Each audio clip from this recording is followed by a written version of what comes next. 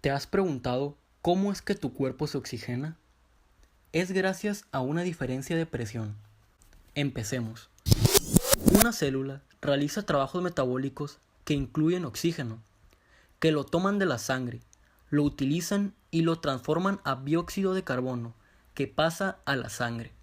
De aquí, el dióxido de carbono viaja por todo el sistema hasta llegar al corazón, que lo manda a pulmón. En el pulmón hay millones de pequeños sacos huecos, llamados alvéolos. Esta es la unidad funcional de este órgano, y llegan a abarcar hasta 80 metros cuadrados de área, lo que facilita su función. Aquí es donde llega la sangre para su intercambio gaseoso, llamado hematosis. El alvéolo está rodeado y plegado con muchos capilares, muy delgados. Las capas de estos capilares, junto con la de los alvéolos, conforman una barrera que debe ser atravesada por los gases. Esta barrera tiene el nombre de membrana respiratoria y consta de 6 capas, que de adentro hacia afuera son: endotelio capilar, capa basal epitelial, espacio intersticial, epitelio alveolar y la capa surfactante. Esta última es una lipoproteína tensoactiva que forra el alvéolo, producida por una célula llamada alvéolo tipo 2, que es capaz de disolver el agua para formar la obstrucción del alvéolo y poder seguir inspirando y expirando, evitando la ley de Laplace. Los gases logran atravesar esta capa en ambas direcciones, permitiendo a la sangre seguir oxigenándose por todo el pulmón. Por fuera está rodeada el pulmón por una doble membrana atada a la cavidad torácica llamada pleura. Por ende, si se expande la cavidad torácica, se expandirá pulmón generando presión. La fuerza que un gas ejerce en su entorno en la atmósfera es llamado presión parcial y es de 159 milímetros de mercurio en la Tierra. Pero no solo hay oxígeno en la atmósfera, hay nitrógeno, CO2, agua, y todas las presiones parciales conforman la presión total atmosférica, que es de 760 milímetros de mercurio, como dice la ley de Dalton. Para generar un flujo de afuera hacia adentro, para llenar a las vías aéreas de aire, es necesario contar con un flujo que responda a diferencia de gradiente de presión. Es por eso que la presión dentro del cuerpo debe ser menor a la ambiental. En el humano es de 757 milímetros de mercurio, en el pulmón, y esto genera flujo hacia adentro, como una bomba.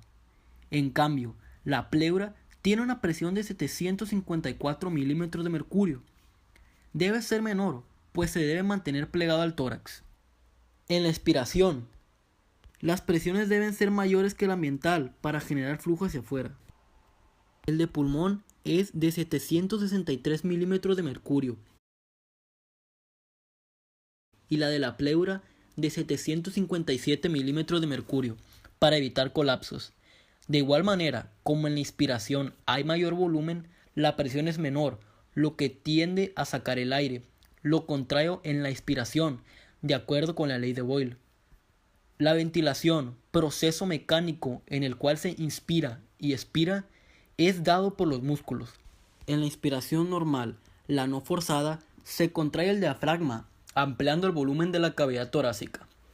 En la forzada hay acción de los músculos esternocleidomastoideo, intercostales externos y los escalenos, así como los abductores de la laringe y los serratos.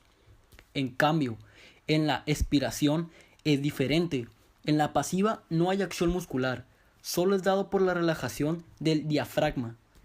En la forzada hay contracción de los intercostales internos y abdominales.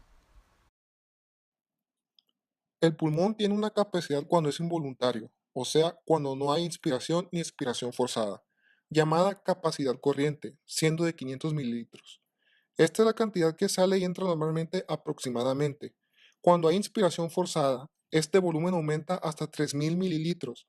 En cambio, cuando hacemos una inspiración normal, o sea, de 500 mililitros y expiramos forzadamente, el volumen expiratorio aumenta a 1100 mililitros. Cuando hacemos una expiración forzada, sacando 1100 mililitros, queda una cantidad de aire atrapada en nuestros pulmones que no puede ser exhalada. Es llamada cantidad residual y es de 1200 mililitros. Luego, tenemos cantidades secundarias sumando las primarias ya mencionadas, como la capacidad vital, que es la suma de los volúmenes corriente, expiratoria de reserva y la inspiratoria de reserva, así como la capacidad total, siendo la suma de la capacidad vital y la residual. Pero esto no sirve de nada si los gases no se transportan por la sangre, para lo que también aplican leyes de física como la ley de Henry.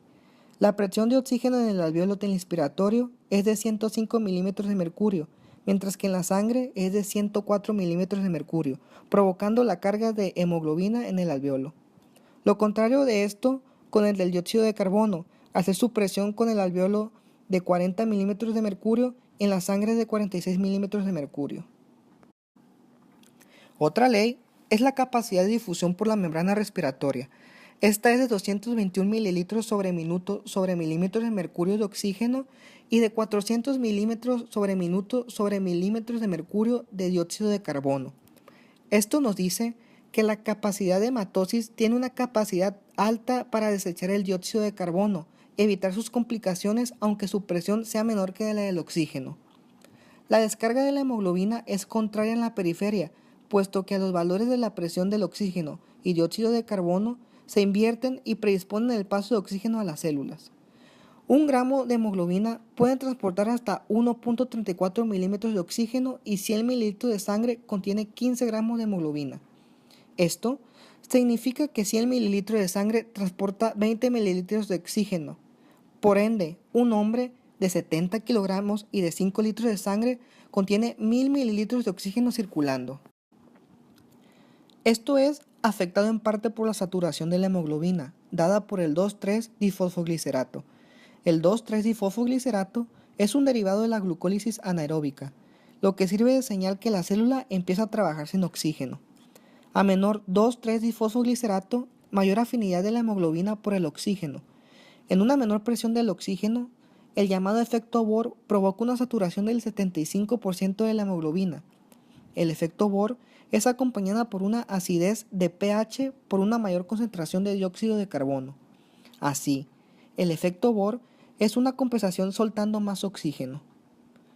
Lo contrario es el efecto Haldane, que la saturación sube hasta un 95% en presión alta de oxígeno. La hemoglobina tiene dos estados.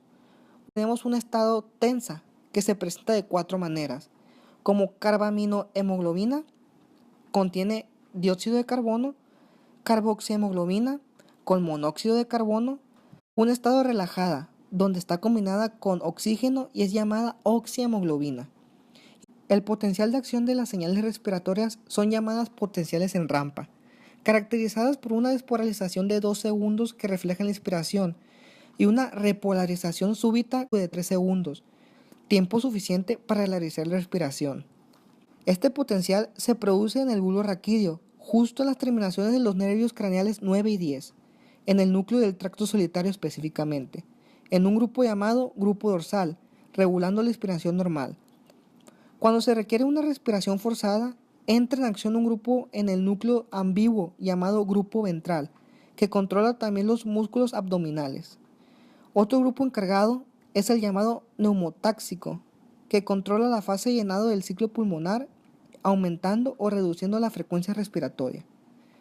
Todos estos grupos están conformados por neuronas denominadas I y E, o sea, inspiradoras y expiradoras, que sirven para mantener la constante de 12-20 respiraciones por minuto y en su caso aumentar o disminuir.